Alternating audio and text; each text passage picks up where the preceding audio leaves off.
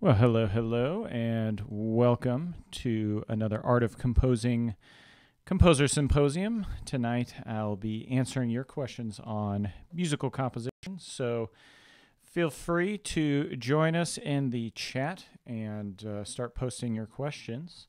And I know a lot of people are interested in getting feedback on their compositions. So, also feel free to email me while we're in the symposium your composition. I prefer to get it in XML, music XML format. So if you could export from Sibelius or MuseScore or Finale or whatever you're using, that way I can import it and we can take a look in Sibelius and have a chat about your music.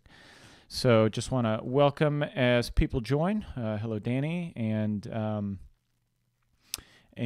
yeah. So this week and really for I'd say for the last week and a half or so, I've jumped back into coding. So I am a very amateur programmer. I do a little bit of JavaScript and PHP for my website.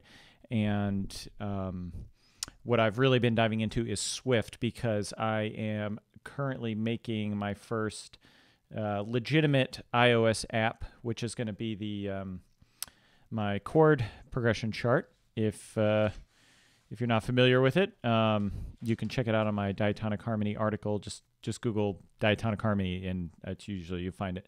And if you're a member of the Academy, you've seen the chart. It kind of looks something like this, although this is not a pretty version, and this is really just the logic of the chart. But it's always fun jumping back into coding because it really makes me think about composition in a different way. It's thinking about music, as a programmer thinks is just an interesting concept, because programming is testable. And I think that's the critical thing is how can you make your music testable?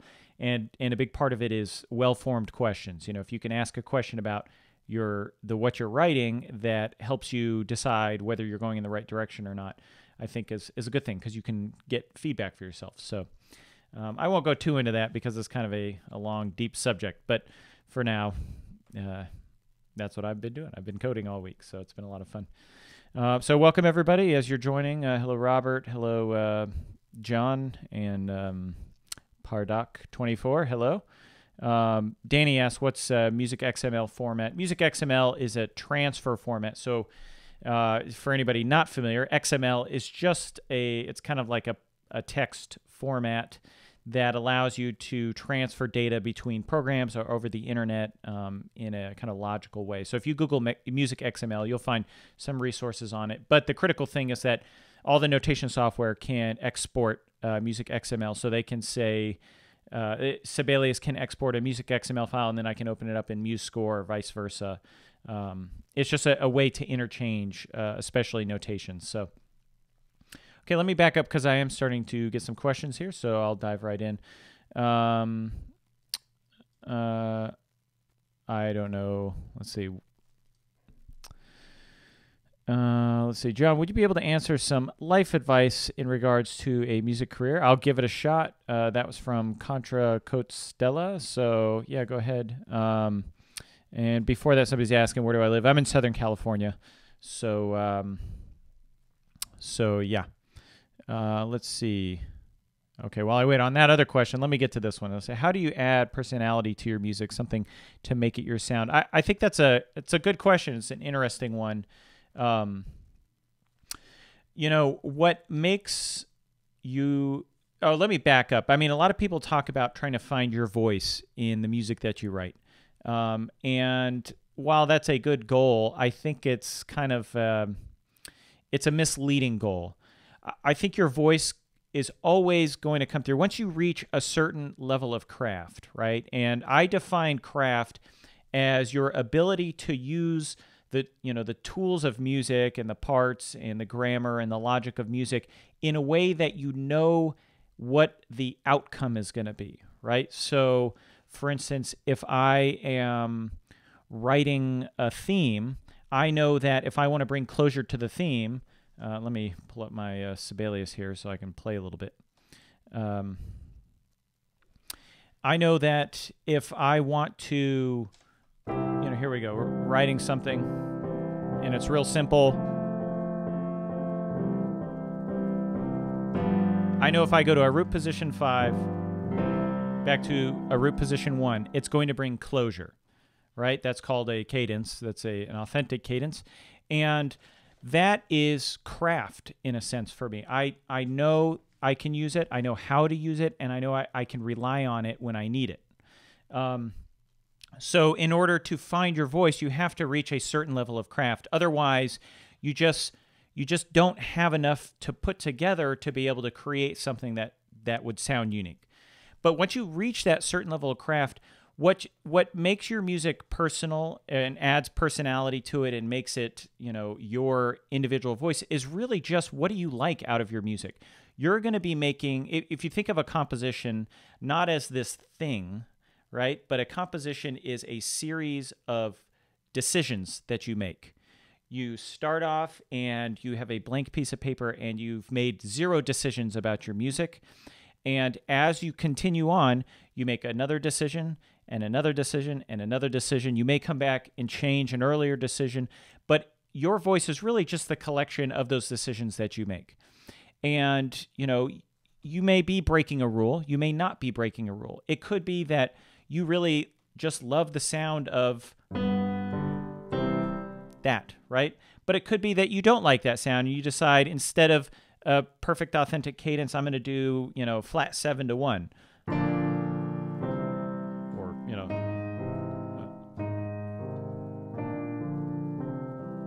right? They both bring some closure to your music. They do it in different ways, but it's those choices that make you sound like you. And I think a good exercise to do is to listen to the juvenilia music of great composers. So you can hear some of the early pieces of Mahler.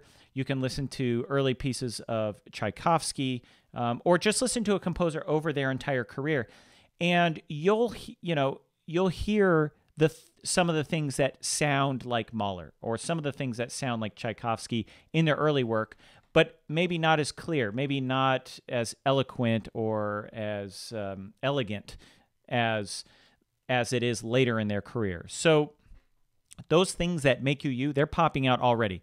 If you're writing music, if you can write a complete piece of music, the things that are your unique voice and add personality to your music, they're already coming through.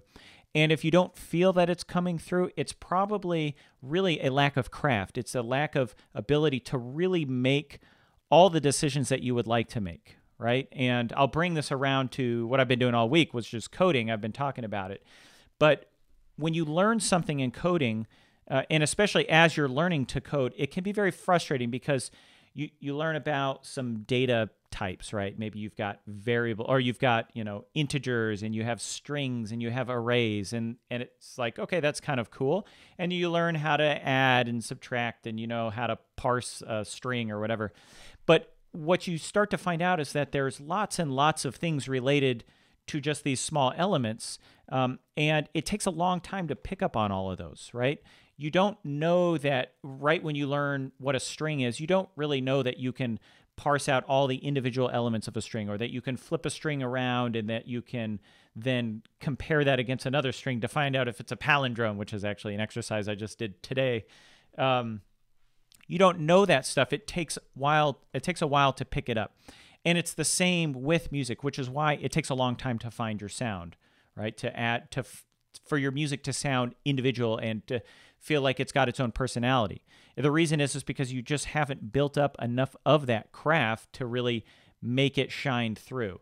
But I guarantee that if somebody were to analyze, your first couple pieces and, 5 years later, those pieces, and 10 years later, and 20 years later, and 30 years later, they'll start to pick out things that's like, oh, that really sounds like John right there. That he just loved the sound of that chord. It could be he really liked to use that at the end of themes, and it's not like I set out to do that. It just happens to be a decision that I've made, and it happens to be a decision that I make several times and maybe over and over throughout my life. You start to see those decisions. And, if it's a composer like Beethoven, that kind of stuff, is so important to the rest of the composing community that it gets codified and it gets turned into kind of a more theoretical, abstract concept, and it gets, propagated throughout the community, and that's how these styles really develop. But it's all just a series of decisions. It's some composer saying,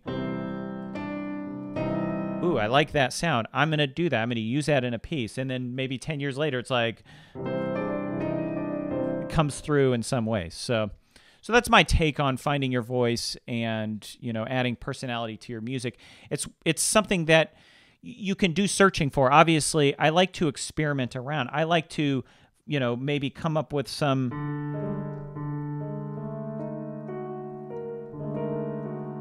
come up with a chord like that and figure out where can I use it, and ask yourself questions about those things.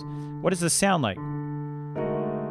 Well, it kind of sounds, maybe if I added a C, it's got a dominant sound now. Whatever it is, you just start to figure out, how can I use this thing? You try to integrate it and see if you like it. If you like it, keep it. If you don't, throw it away and don't worry about it. But it's just decisions over time that equal your sound. And the best way to do that is just write a lot of music and experiment with things. So, okay, let me move on to another question here. Let's see. Contra Coach Stella asks, currently a music ed major in college. The dream is to compose film scores or even do some sound design.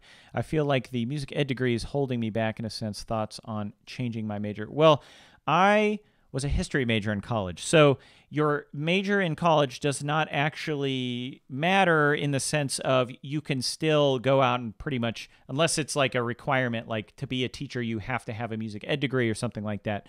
To be a film composer, you just have to be able to compose film music. So that's the only requirement.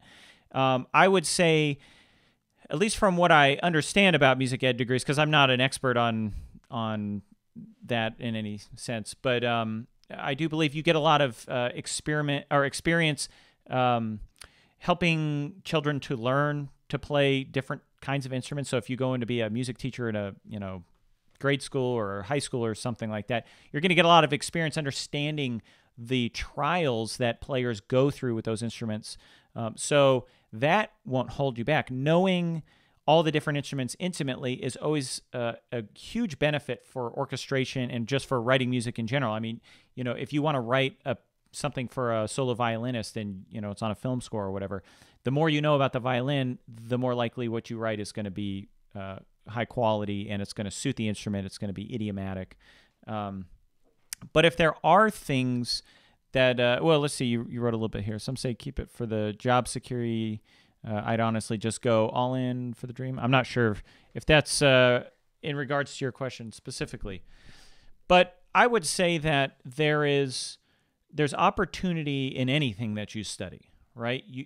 What you're studying in college, you can always go and get a book on film scoring, right? There's the Guide to Film Scoring. I think it was published by Berkeley. That's a decent book. There's The Emerging Film Composer. That's a good book. There's On the Track, right? These are the books that teach you kind of the technical side and the business side, the philosophical side of film composing, right? Finding films to score. If you're in college, there's probably a media department or journalism or whatever, where people are making short films or films or whatever it is. Find projects to start scoring. Find projects to start doing some sound design on. A lot of the skills of what it is to be a film composer really have less to do with your ability to write amazing music, and it's more about your ability to show up on time, don't be a jerk, understand the requirements, be sensitive to the story, be able to handle and talk to directors and producers, and to deliver on time a quality product that meets all the requirements that they want. I mean, that's basically what it is. Now, if you want to add to that incredible, composition abilities, your understanding of music and a unique voice, that's awesome. That's great. That's what we all should be striving for as composers. But your major shouldn't be holding you back from that in any way. Now, it may not be adding much value to it. I would say maybe if you don't have a reason to be a music ed major. I mean, I suppose there may be a better chance of getting a job as a music education major, than if you're just straight performance or composition. However, like I said, I started off college as a music major. I switched to history my sophomore year. I've talked a lot about that in my podcast and other symposiums, so I won't go too much into it right now. But what that taught me was how to read a lot of books and write papers and to think about subjects, right? Which I think is an important skill for anybody, regardless of what they do. So I don't feel like history held me back. And the choices that I made after college, I went in a very different direction for 10 years. And I barely composed anything for about 10 years after getting out of college. But what it taught me was other things. I learned leadership skills. I learned about, sticking it out when things are tough. I learned, just about dealing with different personality types. So all of it adds up to whatever you're going to do in the future. But I would say if your goal is to be a film composer and to be a sound designer, the thing that you should do is start composing for films and start doing sound design for films. And if you can't find anybody doing a small project, one, you can take clips from movies that you like and just remove all the sound and just start from scratch. When I went through the UCLA film scoring program, a lot of the times that's what you get. You don't get the raw picture because that stuff is usually locked up. You don't get the picture with just the sound design and dialogue, or even just a picture, just dialogue. So you can start doing that. Grab a camera and make a tiny movie yourself. You don't need anything special. Grab an iPhone and make it about anything. I mean, it could be just footage of walking around the street, right? It could be you get your buddy to act, and they don't have to be good actors. They could be really bad actors. You could take a script from a movie that's like, two people talking, and just have them sit in a living room and have them read the script out and try to score it to make it feel better. Those are the kind of things that if you start doing that stuff now while you're in college, you get out, you'll be able to do it. Film scoring is not technically all that difficult.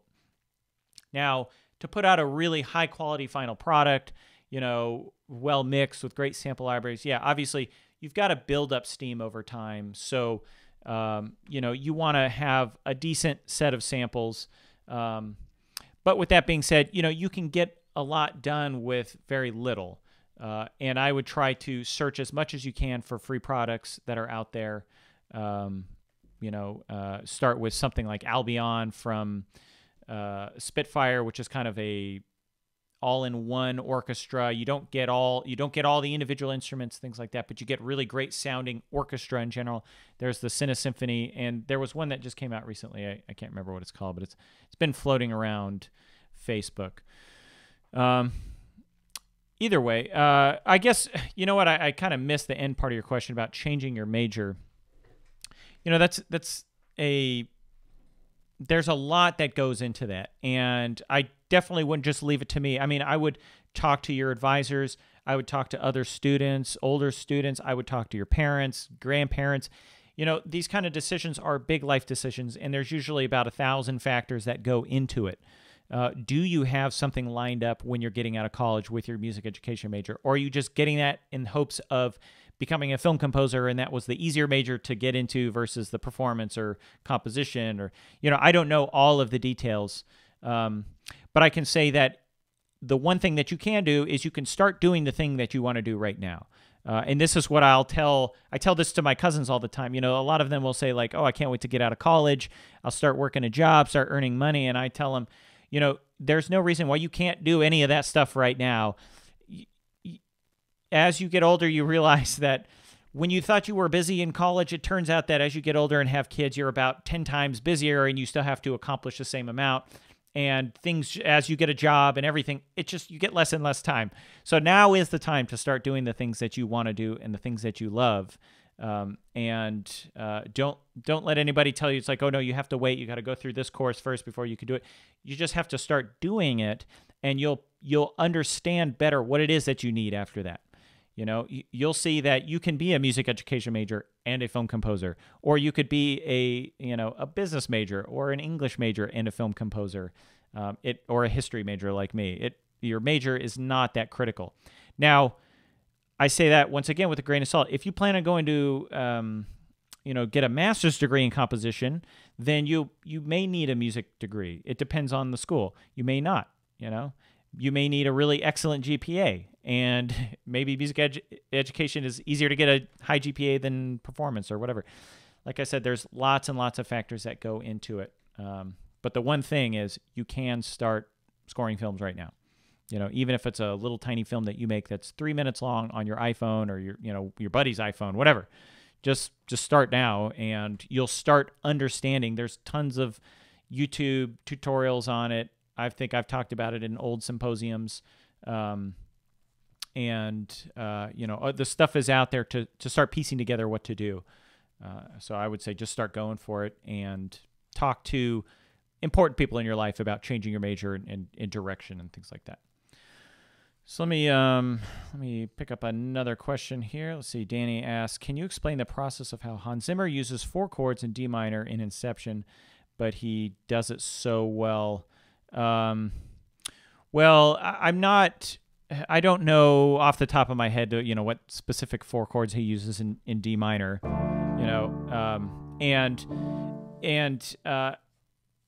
don't want to sit back and generalize about Hans Zimmer's style or his process, because I think it's one of these things that's changing. It evolves all the time.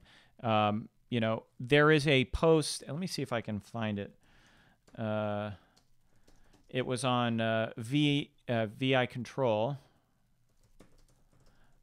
Let me see if I can find it real quick. Okay, so it's this thread right here. I'll post it in the chat right now, and then I know it's got issues with links here, but I'll post it here in the show notes as well. Hans Zimmer actually, somebody posted on VI Control, how do I sound like Hans Zimmer? And he actually came through, his screen name on there is, I believe it's RC Tech. And let's see. He's got to scroll around through a couple pages, but he goes on there and answers. He talks about what it is, how to sound like him. Well, I mean, he kind of says, like, you're not going to sound like me. Only I sound like me. You're going to sound like you. But he does give you a lot about his process and things like that. So I would say start with that. Start with what Hans Zimmer said about his own sound. And here it looks like it's on page 2, kind of near the bottom. And start with that. And this is what I'll tell a lot of people too, is that you can do your own analysis on things. So, we could pull up Inception here, and I don't know if there's a specific piece that you're talking about, but ultimately, you should probably sit down with the music and with a keyboard or, MIDI keyboard, notation software, Logic, whatever you're using, and figure out what chords is he using. Is it...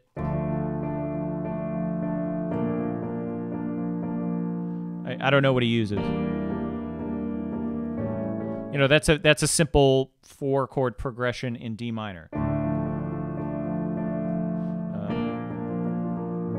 Is there a specific piece, if you wouldn't mind posting that here, Danny, so we could maybe pull it up and listen for a second, although if we do that, I get tagged on this video for copyright violation, which is a little bit annoying. But chances are he's just written, a relatively simple progression. Something like that. Obviously, I don't think that's it. And he probably is taking it through a bunch of variations, adding a lot of production value, having it do like a gradual grow kind of thing over this period of time. Like I said, you can probably dive in and do some really serious analysis yourself. And I would start with just first listen to the piece a lot, right? Listen to it 5, 6, 7 times to be able to predict in your mind what's going on. Then try to transcribe it as best as you can. And if you're having just absolute, hitting a brick wall, Google it. Somebody's probably already transcribed it. You can probably even find the score online or something similar to it. There's probably a YouTube video about it. Somebody's probably already analyzed it there. and and and then ask yourself questions about it. What is it that makes it feel like it's got a lot of forward momentum, or what makes it feel like it's stagnant, or what makes it feel dramatic at this certain point? Music theory and music analysis are just people asking questions about music and coming to conclusions that then they can turn around and use in some way. And so a lot of music theory books, I think, get a bad rap because they're written by analysts for analysts. They're not necessarily written for composers. So a composer will read this and just their eyes will glaze over. So you as a composer can do your own analysis on it and say, what is it that I like about this piece that I can turn around and use in my own music? Is it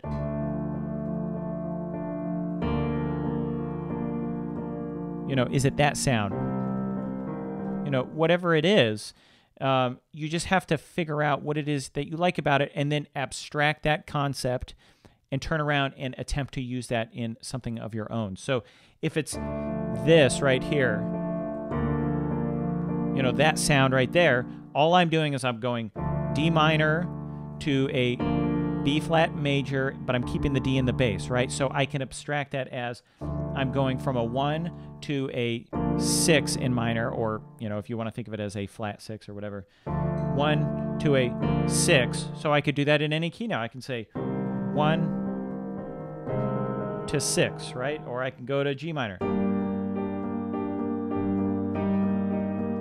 That's an abstraction. And now I can use that myself in whatever I choose to compose. And so that's why I'm a big fan of just doing the analysis, yourself. And nobody can ultimately tell you exactly what you want to know. You're probably the one that has to dive in and pull it apart. So let's see. I think you said it's usually 1, 6, 5, 4. That's kind of what you're saying here. So, but ultimately, test your assumptions. So go in there. You think it's 1, 6, 5, 4, and that's the progression. Play that progression on a piano or guitar, whatever you play it on, and then listen and say, does that match up? Try to play it at the same time. See if it matches up. If it doesn't, figure out what's wrong with it. Maybe go to Google, YouTube, look for help, whatever. But doing that work yourself, it gets easier over time. So the more you do it, the better you get at it, and you can really, you can start to do that quickly. Okay, let me see. What are the questions we've got here? Hello, David White. I see you there. Everything always sounds so official with you. You're always saying, "Oh, you had a patient cancellation." So it's just funny when I read this stuff here. Let's see. I don't know how to say this name at all because it's in a different alphabet here. But the question is, where do you find your musical idea? What if nothing comes out of your mind? What can you do to have more ideas, and how do we transform emotions or pictures into music? Okay, well, I think there's two questions there. So the first one is just finding ideas, and the next one is translating your emotions. So I'll tackle the finding your ideas first. I think we all go through periods where we just feel like there's nothing coming out. It's like a dry period. So I would say there's a couple things that I like to do. First is I ask myself, what is going on in my life that could possibly be causing this? Do you have a lot of stress in your life? I've got 3 kids. Are you sick? Is there something, going on that's going to be just causing a lot of emotional turmoil? That could be causing it. Are you exercising and living a healthy lifestyle? So I know for a fact that if I go like a week and a half or 2 weeks without running, that I start to feel slightly depressed about things. I feel that my ideas aren't any good. I usually don't finish compositions. Just a lot of bad things start to happen.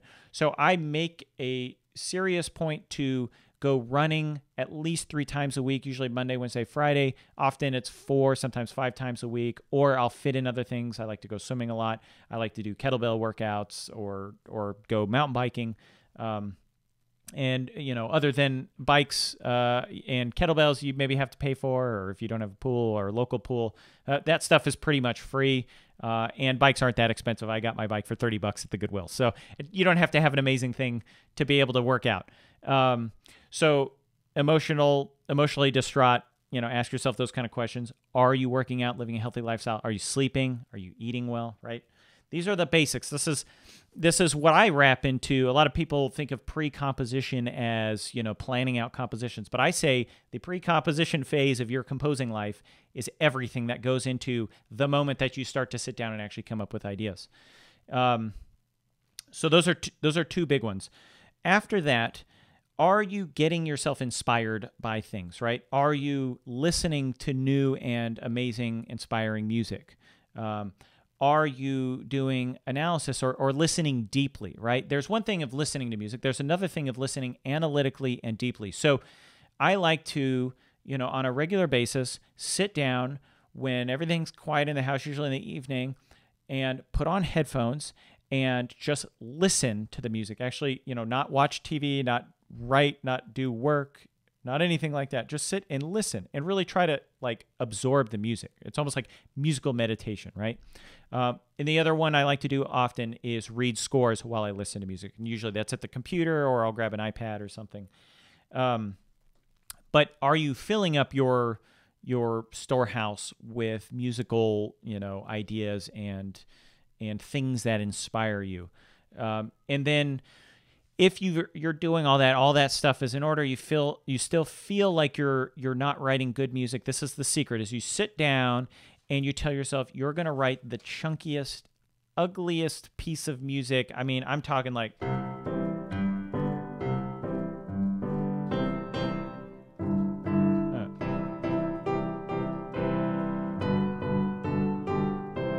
right? Like, try to write the worst, squarest thing that you possibly can. But this is critical. Make it to the end, right? Don't just write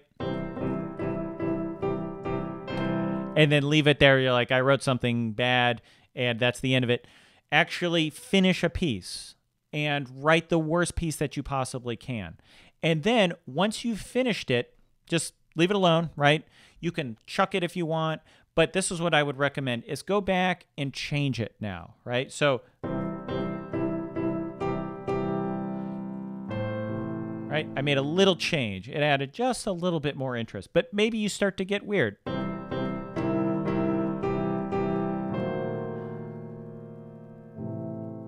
Whatever. I don't know.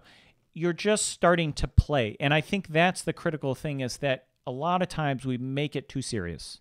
We tell ourselves that this next piece has to be good. And the reality is nothing has to be good. You can write 100 really bad pieces and nobody's ever going to care. But what you're going to end up doing is you're going to work through those bad ideas and the good stuff is going to crop up. It's not a matter of, waiting for inspiration for a good piece of music. It's sitting down, doing the work, and then occasionally something good pops up, and you have to be able to recognize it. But you're only going to recognize it if you put in the time when you're not feeling good.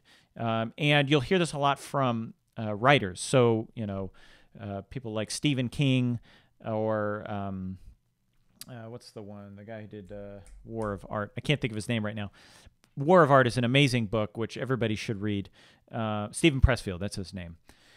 But what they'll say is that, you really have to just sit down and do the work. And, one of the quotes I think from it was, amateurs wait for inspiration, professionals do it with a cold or something like that, or do it with a headache. But it's true. It's like, if you are not able to or willing to do it while things are not feeling good, why would you expect that you're going to sit down and all of a sudden, pump out a really great piece when you're feeling inspired? You have to put in the time. You have to work through those bad ideas. And I think there's a lot of benefit in taking a bad idea and turning it into something better, right? So, maybe there's a piece of music that you don't like. Take that and turn it into something better. A theme and variations on a piece of music that sucks, I think, is probably a good exercise, because you can see what it is. If you can change something that sucks into something that's good, you then can abstract what is it that made it suck, and then what is it that made it better. All these kind of things. It's just think about composition as a set of problems that you have to solve, And if you don't give yourself the raw material of the problems, you're not going to be able to solve them, and you're never going to get to that point where you feel like you've written something that's really good. So I think that's a good question. Now, the second part of the question was, how do we transform emotions or pictures into music? That's something that, once again, is very personal, and I think probably one of the better ways to do that is to actually stop when you're listening to music and ask yourself, what is it that I feel right now, right? And I have started creating a catalog of orchestral textures that I like, and I'll tag those with things. And I'm actually doing it in Evernote. I don't just remember this one here. I take a little snapshot of it, and in fact, let me see if I can show you real quick. I'll try to pull up my orchestral textures thing and just bring up one thing here.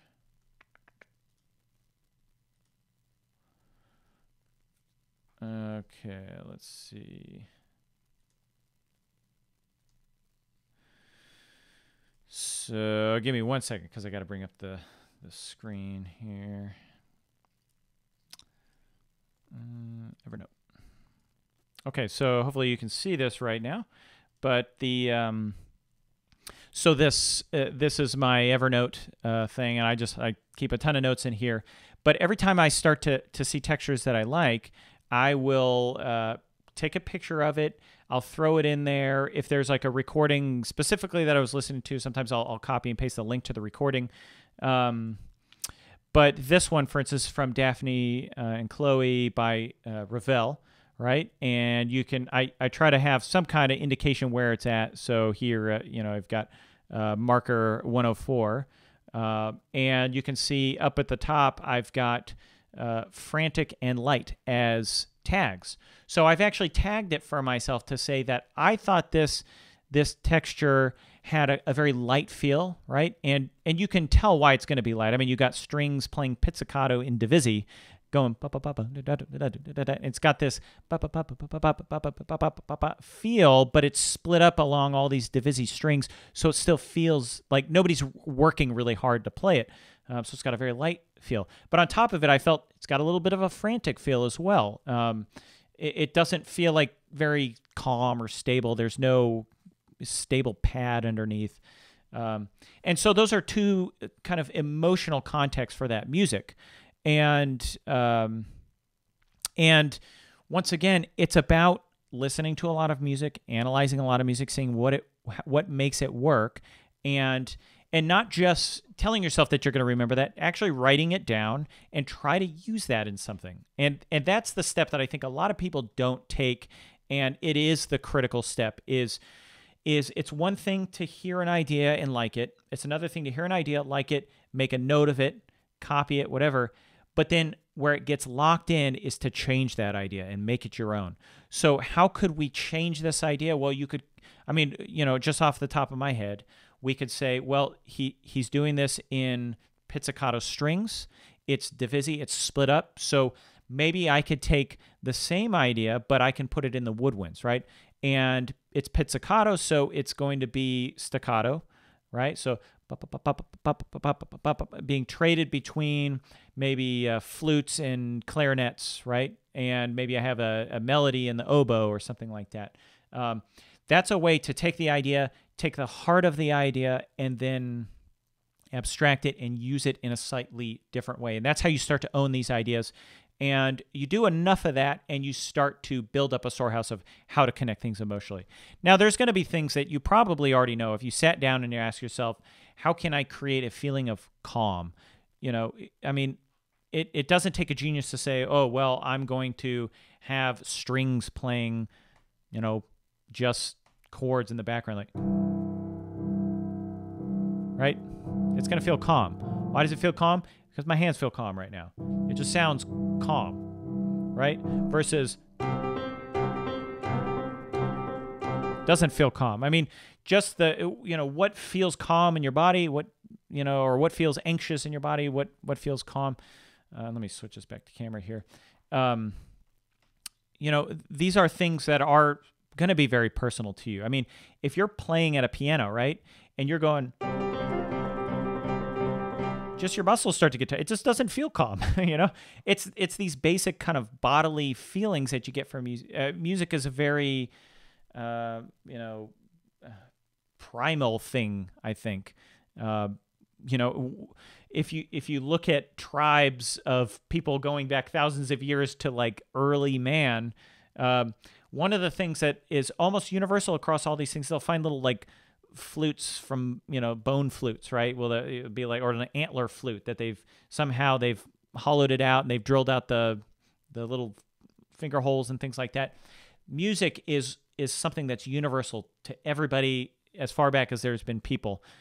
And so you need to not ignore that. It's more than just these analytical, you know, music theoretical concepts. It's how does it make you feel? How does this composer make you feel? What is it about that music that makes you feel that way? Asking those kind of questions, you do start to build up your own storehouse of connecting emotions to the music. And nothing helps better than just sitting down and trying to do it and asking somebody, does this hit the mark? You know, if you want to write something sad, sit down and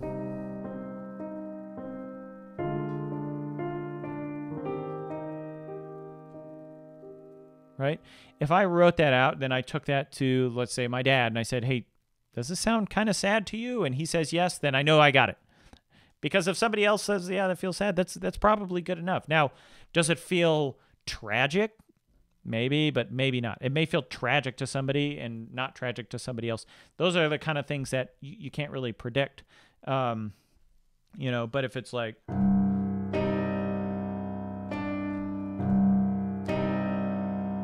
maybe that's tragic, but maybe that's a hard struggle for somebody else. Maybe they mean something different. So you start to get into those kind of fuzzy territories, and it's hard to give a very clear answer. But hopefully that gets you in the right direction.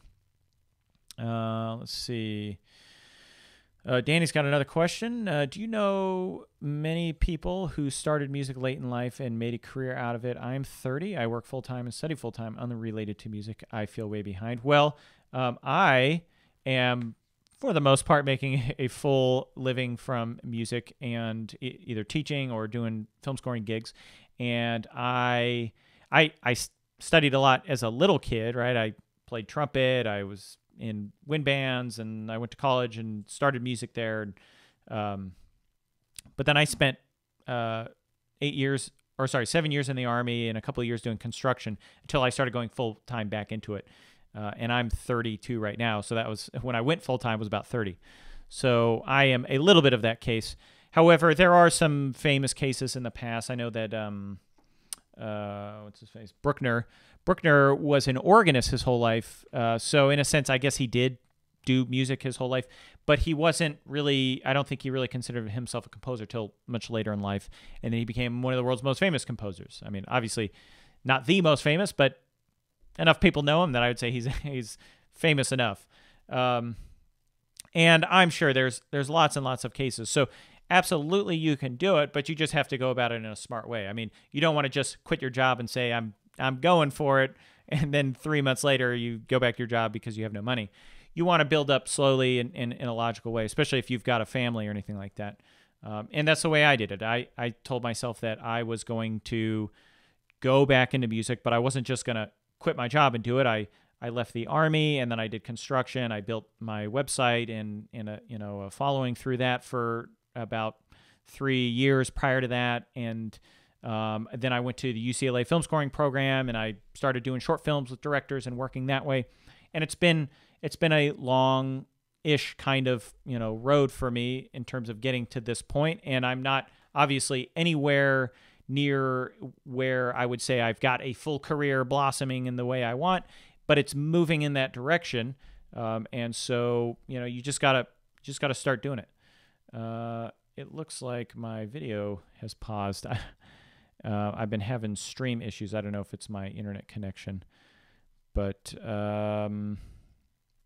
yeah, if you can still hear me, please write that in the chat so I know you can hear me. And for some reason, my video is not going. Hopefully, it says my stream health is better again, so maybe it'll pop up. But I think it's a camera issue. I've been having issues with my computer recently. Let's see. Okay, Danny says he can still hear me, so I apologize about the video right now, but I'll just keep talking and try to make it through the rest of the questions. Or if there are any other questions. Okay. Now let's see. We got a question here about nocturnes as a musical form. Nocturne isn't really considered a musical form. I would say nocturne is, I don't know how to classify it. It is like a genre of pieces that, you know, they all have a calm nighttime feel. I mean, nocturne, I think, means nighttime or evening or something like that. And I mean, if you think about all the nocturnes you've heard, you know, what are the characteristics?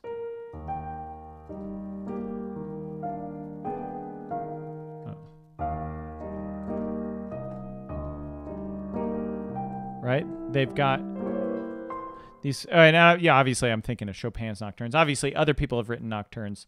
But if you think about it, they've got, you know, probably relatively calm, flowing melodies. They are, I wonder if there's a way I could just, I don't know. Maybe if I turn on, no, I don't know how to fix the camera thing. You know, they're usually quite calm. They're not upsetting. There's not a lot of movement, although they have moments. I mean, don't get me wrong. You know, there's moments where it'll start to, you know, build up tension, but then it's usually released. But I mean, here we go.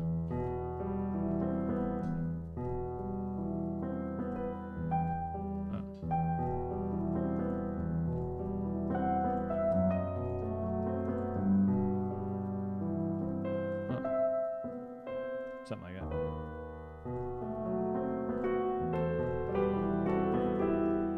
And I don't have that low B on there. Right? These kind of calm, flowing melodies, I think, is one of the critical ingredients.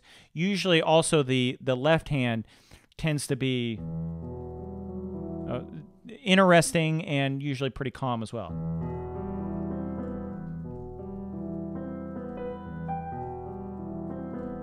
You know, each one usually had a characteristic sound to the left hand. So there was a, you know, some kind of pattern that's unique to it. That 6 right there is just, this has got a really cool sound. The two pieces I played, by the way, Chopin's Nocturne in E flat.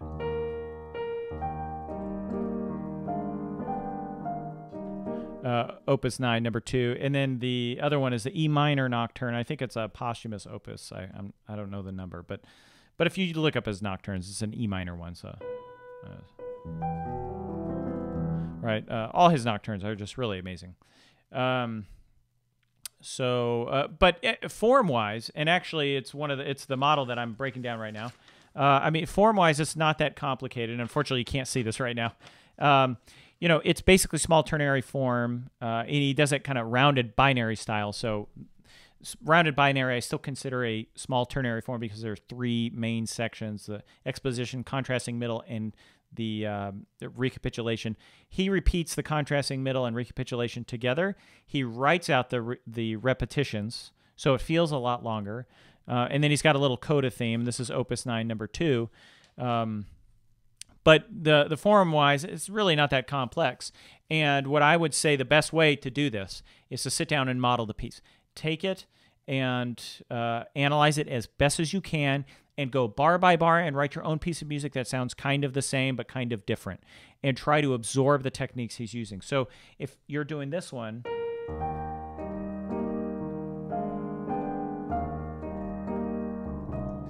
right? You can abstract that and say, okay, well, the melody is going from 3. He's got a neighbor chord, goes to 2, and then back to 1, right? And it's back to the 1 chord as well. So you've got that. It's like, okay, well, he uses kind of an interesting, he's got this pattern, you know, in the left hand. So you don't have to do that. You can do something else, and you don't have to use those melody notes, but you can do your own thing, right? So you can do...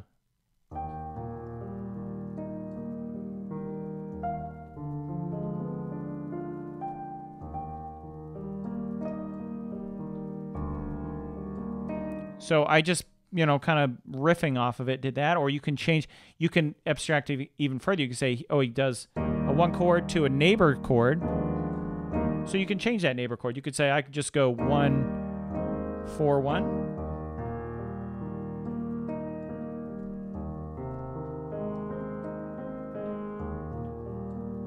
Right? Something like that. Or you can get even weirder. Right? Something like that, whatever it is. But going bar by bar and starting to model these kinds of pieces, I think really help out. So, yeah. And then, just try to make it as lyrical and sweet and soft and sad as possible.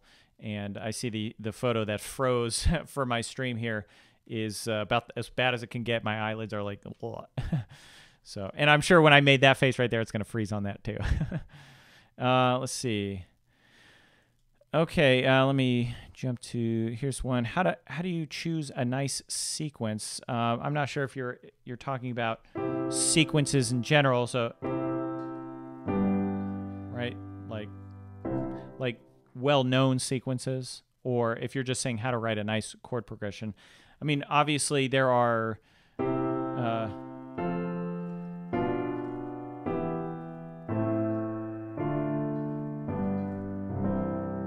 There's sequences like that you can just grab at any time, and if you just Google sequences, you'll find like harmonic sequences. They're out there. There's that one. There's the ascending second or ascending third. Oh, sorry. Which usually has applied dominance.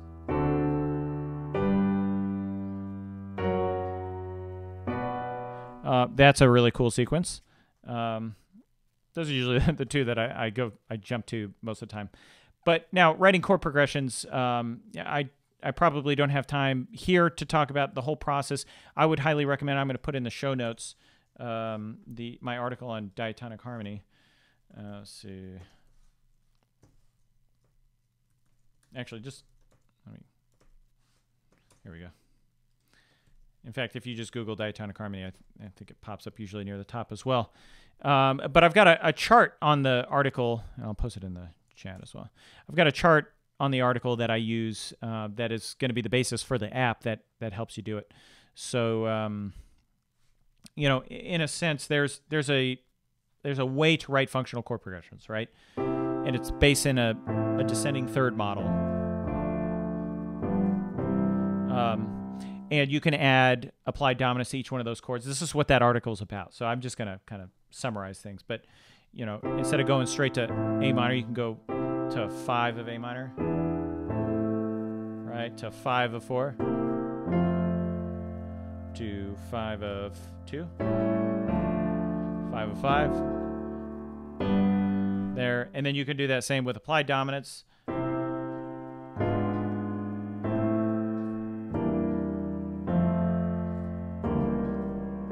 Right? These are little tools that you can add to your harmony. Then you can start doing other things. You can add neighbor chords to it. So kind of like we talked about earlier. A neighbor chord isn't necessarily functional, but it relates to the original chord in some way. So usually through voice leading, right? You have a sustained C there. You're going up there.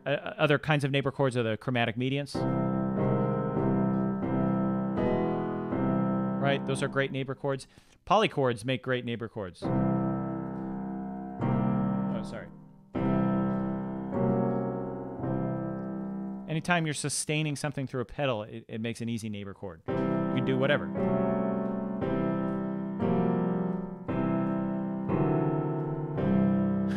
I don't know. And then there's other ways to jump around. It starts to get a little bit complex after that. Obviously, you can modulate. So I would highly recommend check out that article on diatonic harmony. And, obviously sign up for my free course if you haven't been through it. And then if you're really serious about learning, sign up for my Music Composition 101 course, because I spend a lot of time on how to write chord progressions, because that's how I like to teach composition. I think it's much easier to write a melody to a chord progression than the other way around. And I think you'll probably end up with a better melody if you start with a chord progression. I understand it's great to be able to write counterpoint. It's great to be able to take a melody, to harmonize a melody. But I think the other way around is much easier. and it's a lot less frustrating for composers. And you can make a lot of progress really quickly with a chord progression. I mean, you can, you know,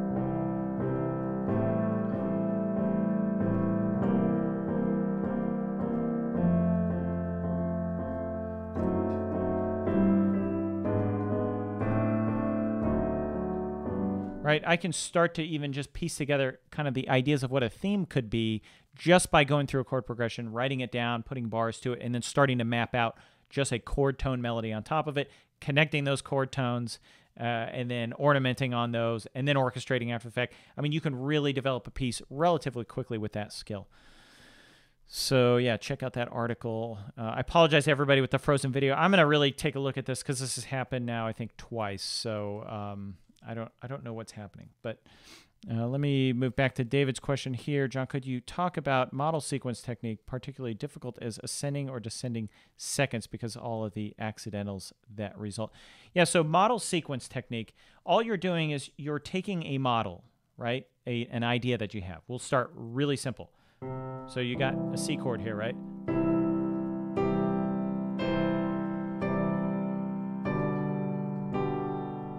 Right, all I did was went 1 to 5, right?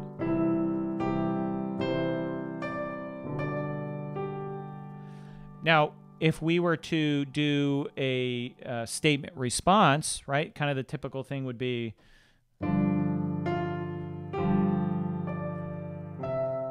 right, something that feels like it responds to the original idea.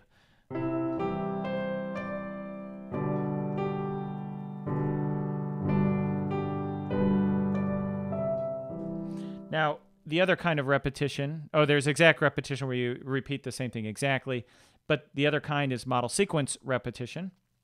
And what we're doing is we're taking the whole chunk and we're sequencing it up, so, or down or whatever. So,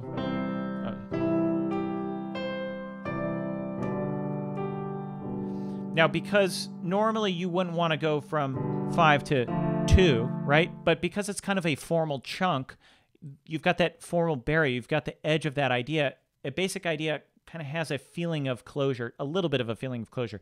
So you can take that whole thing and sequence it up a step, and it doesn't feel wrong. So let's do that.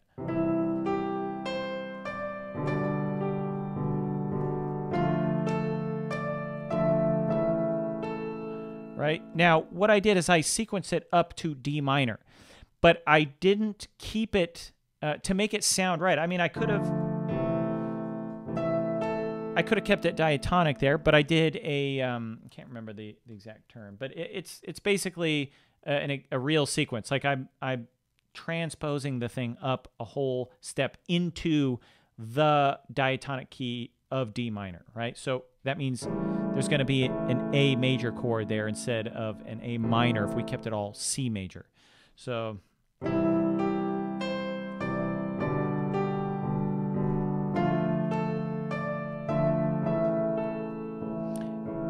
you know, and we could do it however we want.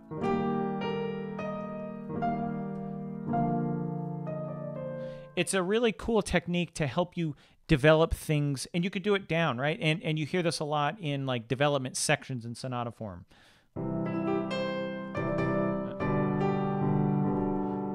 Let's see.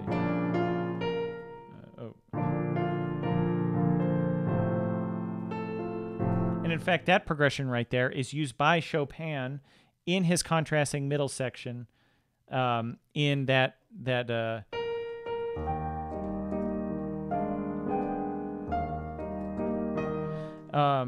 part goes, let's see. It's hard to start things in the middle. Let's see. Let's see. Oh, I can't remember. The progression is F. Oh, sorry. Mess it up. I'm messing this thing all up. It's hard to for some reason I have trouble starting this stuff like right in the middle, and remembering all the notes to play. Let's see. I think he does it in F. There we go. Right, that's the progression. He's sequencing that progression down a step. Now he has some ornamental variations on it, but in a sense, it's 1 to 5, and then 1 to 5 in another key. Now, I wrote it as flat 7. Sorry. Flat 7, 4, just to keep it all in the same tonal region. But in a sense, that idea is sequence down a step. So, so David, does that, hopefully that answers your question. Oh, yeah, Greg, that is a good idea. I need to get MIDI keys so people can see what I'm doing. Right now, my video's sucking anyway, so it's not, wouldn't be helping anyway. Let's see. Okay, so David, you said 2 bars or 4 bars repeated, sometimes with variation, an ascending fifth. I'm not sure if that was in reference to my earlier stuff, but hopefully I answered the question for you. I mean, in a sense, I find it sounds better, and it usually is easier to do if you just sequence the whole thing and pretend you're in that new key. So, all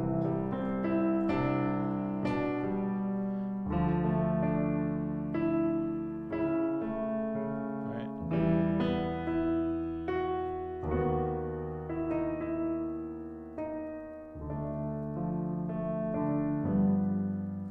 You know, and a lot of times, you know, you say here if you're trying to get to like the dominant area for maybe you're trying to sequence up to get to the dominant area to spend some time there. If you're having trouble, I think it helps to backwards plan a little bit. So we think about music going forward, but often it's easier to write with a goal in mind. So if you want to get to, you know, G, right? You can think about, well, what can lead to that, right? So you can do a 5, or you can just do a 2 chord. You could have it. Ooh, that would be a cool one. So you know that you want a, like say a German 6, right? And then that leads to G. That would be a cool way to get there. Although that would have some parallels. Maybe you'll use an Italian 6, right? So now you know it's like, oh, well, I can get to A flat 7, right? So then you can backwards plan from that. You could say, well, what is that the 5 of? So that's a D, right? So maybe you could do somehow, if you can sequence yourself up, or sorry, D flat. If you can sequence yourself up to get to like a E flat minor, and then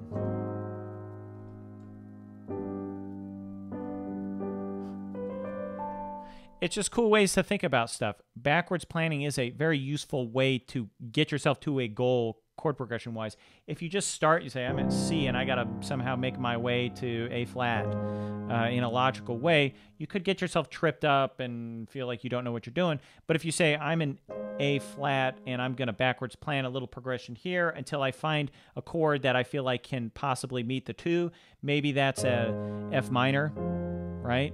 And then you're saying, oh, I know F minor is going to work modally borrowing from C major. Right? You do an idea like that, then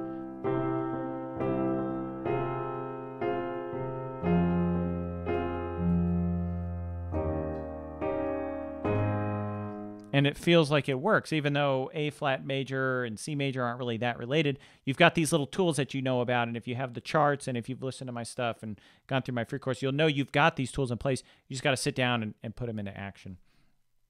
Okay, so I think I got time for about one more question.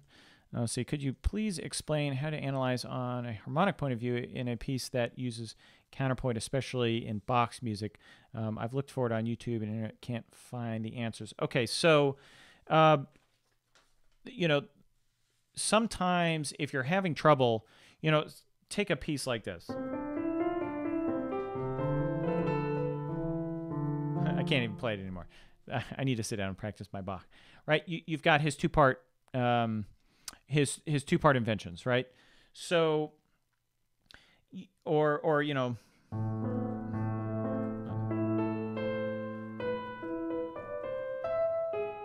right, a piece like that, you're going to look for critical notes, right? If you add up those first 3 notes, that's an A minor chord, right? And then if you go to a B and an E, D, right? what are those most likely a part of? The 5 chord. And I would look for a lot of functional harmony in Bach, because Bach, for the most part, sticks to standard, classical, common era functional harmony. Even though he may not have called it that, he may not have thought about it the same way we do, we can look at it and say, yes, he's just using functional harmony.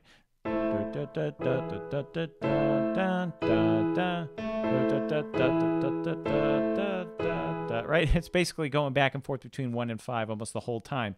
So it sounds like a lot of work, but you're just sitting there and you're adding up the notes. If you've got that and the key is A minor, then you can pretty much tell yourself that's probably meaning an A minor chord. And if you've got E and B, it's probably a 5 chord. If you've got G sharp and E, it's probably a 5 chord. You know, 1 and 3, it's a 1 chord. If you've got D and F, it's a 4 chord. You just have to sit there and add those up. Now, if you get a thing like this, right? C, B, A, B, just look for what is he putting on the strong beats. Often you'll see that there's a 1 on the strong beat or a 1 and a 3 on the strong beat. He's going to let you know what those chords really mean. And if you sit and you listen to Bach, it's very obvious and very clear what the harmony is. Like emotional, like you can feel the harmony. You can feel that where it's going almost always feels like it's the right choice. It's the correct harmonic choice. And that should tell you that it's going to be very analyzable, right? It's something that you can sit down and do it. But I would start with something simple. I wouldn't just go straight to like the fugues. I would start with the 2-part inventions. You know, a 2-part invention like the A minor one, I think is a really good one because it's a very arpeggiated based, you know.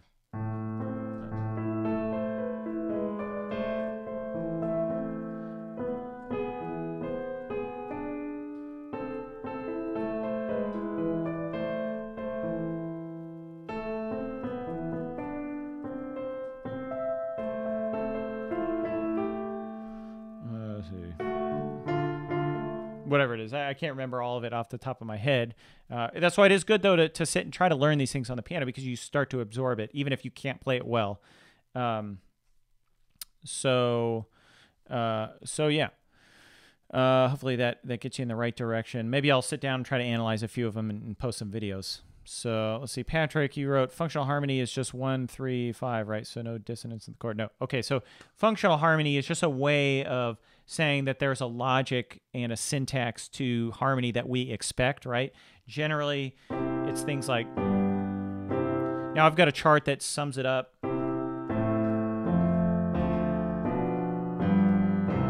Right? If you go in that order, you can always go from left to right on the chart. So you can go from to there, or you can go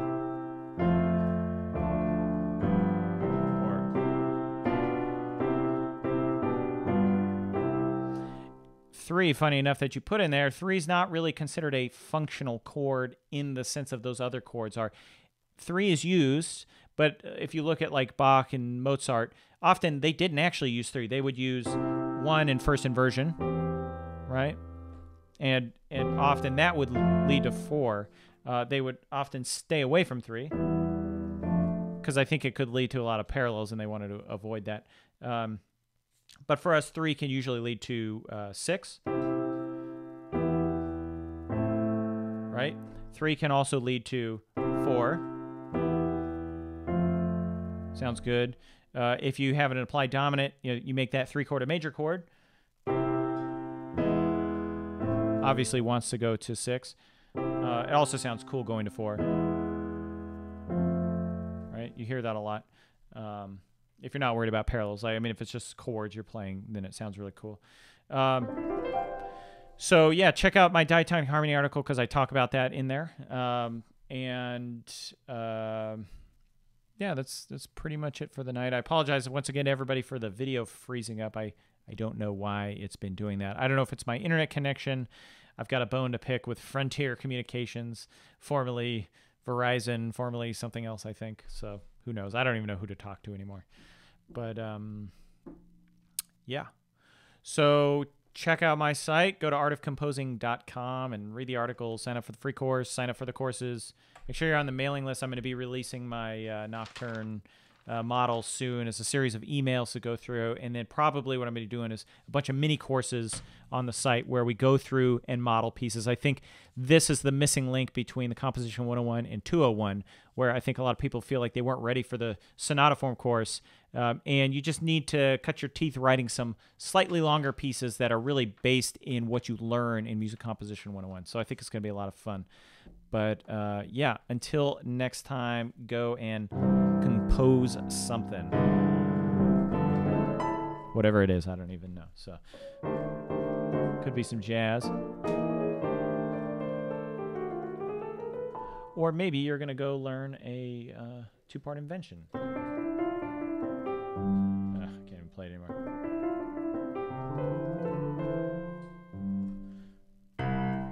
Okay. Have a good night, everybody. I'll talk to you later.